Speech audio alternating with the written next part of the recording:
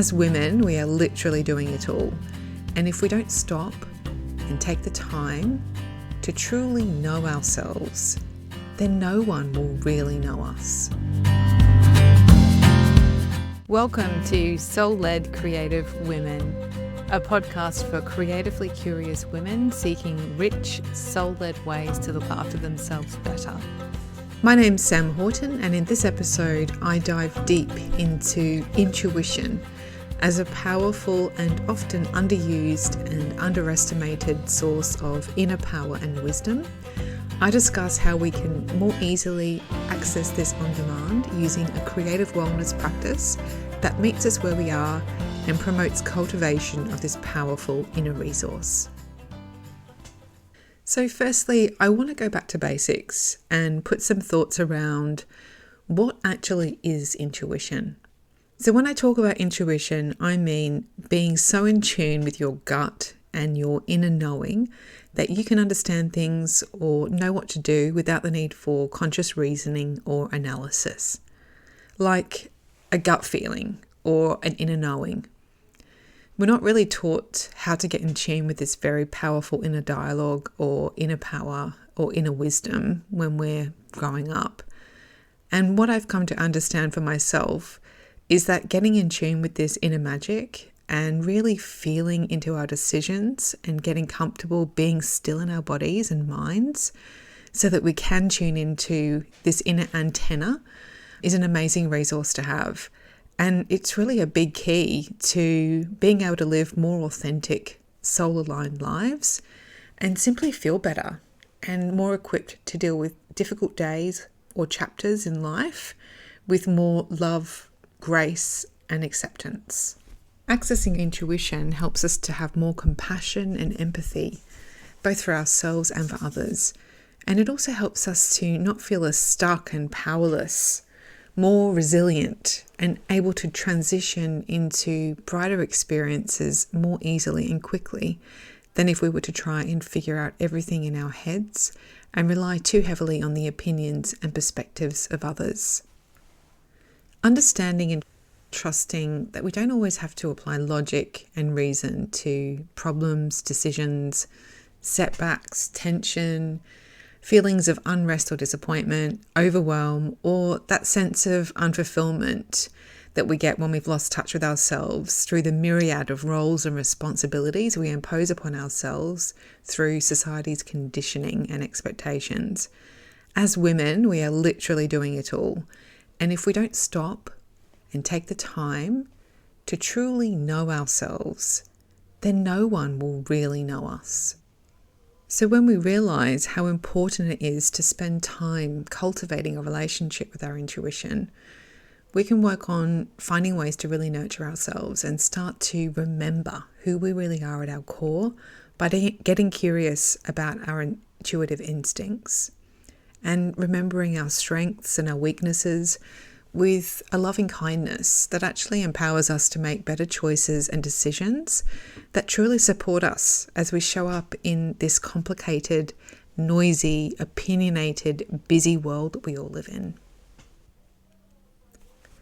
Accessing and harnessing our intuition is a critical part of living our best lives.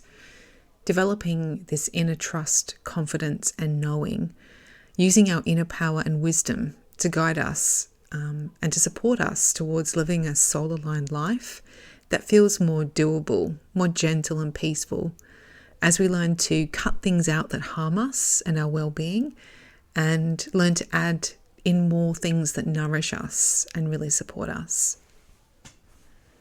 Our intuitive power can be tapping into our subconscious and our mental and muscle or even sensory memory. We have lived many experiences and we intuitively know what steps to take when we've already learnt a lesson before. Have you ever heard the saying, the universe will keep throwing the same problem or toxic situation at us until you've learnt the lesson? Well, I would say it's until you've learnt to trust your intuition enough to stop repeating it. And this is part of our subconscious programming from our lived experiences. But there is also an element of intuition that is much more spiritual or truly soul-led, which is inherited from our ancestors or inherited as part of the universe's interconnectedness. We inherently know what to do, but trusting, listening, and acting upon this inner roadmap or compass is a different thing entirely. However, when we can learn to tune in and harness this inner power, we do become unstoppable and more resilient and more at peace with whatever may come. A slow burning light bulb for me, it definitely wasn't one moment, but it sort of cultivated over a long period of time, was how creativity and art making has really made it easier and more effortless for me to access my own intuition. And through the simple act of creating things with our hands, we're able to defer that busy brain into a tactile task-making session, which really allows our intuition and inner wisdom to bubble up to the surface, helping you make creative decisions and take creative risks as you're engaged in the task, and really helping you get so still and quiet in your mind that your intuitive voice can actually be heard. Often thoughts and emotions will bubble up to the surface randomly as you deeply immerse yourself in these creative activities. And it will help you to let go of toxic energy and stress that you're carrying around, and will also help you to process your thoughts, feelings, and emotions without having to apply logic, words, or reason to them, just by sitting with them and gently letting them go as you continue to work on your creative project.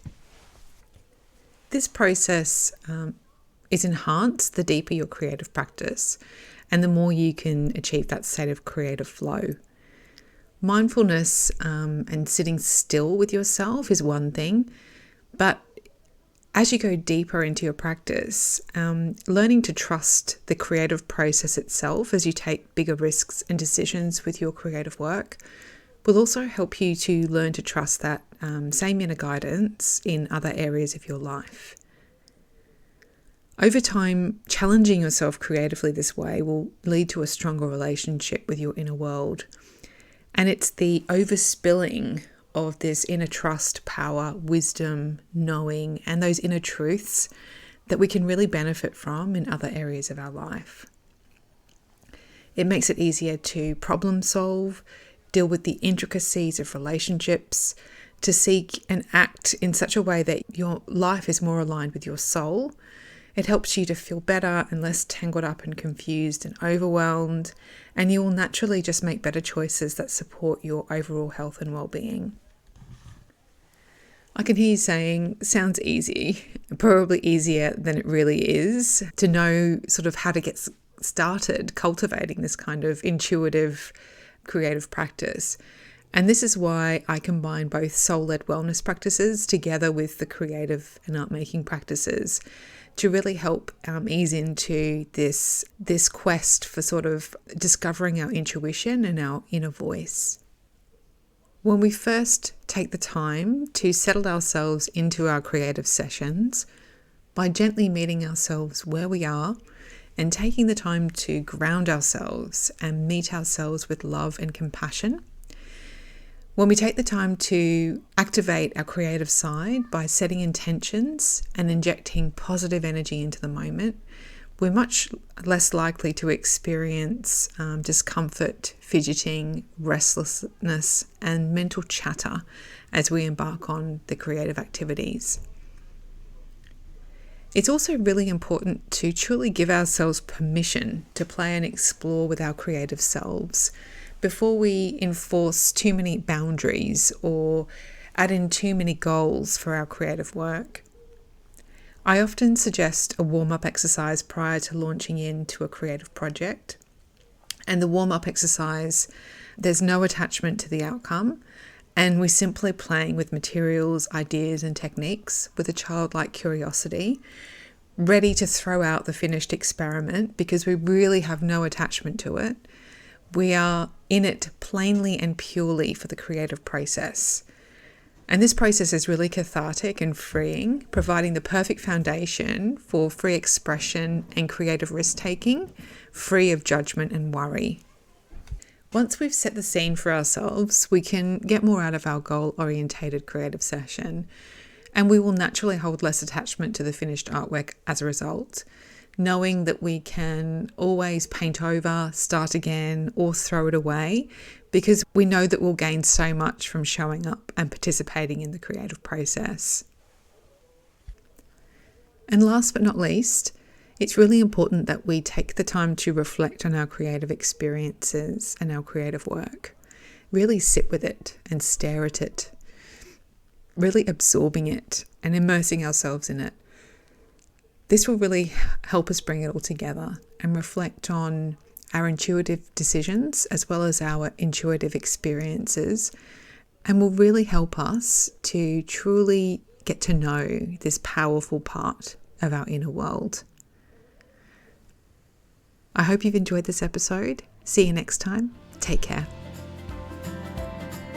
If you'd like to start cultivating a deeper and more connected relationship with your inner intuition and reconnect with who you really are and what you really want, try my brand new Intuitive Collage Soulflowers workshop, blending both creativity and art making together with soul-led wellness practices and featuring a fun, beginner-friendly collage activity using flowers that speak to your soul as inspiration.